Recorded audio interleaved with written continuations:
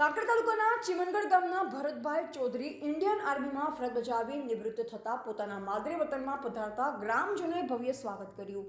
કાંકરેજ તાલુકાના ચીમનગઢ ગામના ચૌધરી ભરતભાઈ ઈશ્વરભાઈ ઇન્ડિયન આર્મીમાં મામોબની રક્ષામાં 17 વર્ષ ફરજ બજાવી દેશની સુરક્ષાની સેવા કરી અલગ અલગ રાજ્યમાં ઇન્ડિયન આર્મીમાં ફરજ બજાવી રહ્યા હતા. રાત દિવસ ખડે પગે રહી મામોબની રક્ષા કરી રહ્યા હતા. ઇન્ડિયન આર્મીમાં ગૌરવપૂર્ણ સેવા કરી ભરતભાઈ ચૌધરી 17 વર્ષે નિવૃત્ત થતા પોતાના વતનમાં પધારતા ભરતભાઈ ચૌધરીનું પરિવાર સાથે ગ્રામજનોએ ભવ્ય સ્વાગત કર્યું હતું. સમગ્ર ચીમનગઢ ગામ જય જવાન જય હિન્દ ભારત માતા કી જય જેવા દેશભક્તિના નારાઓથી ગામ ગુંજી ઉઠ્યું.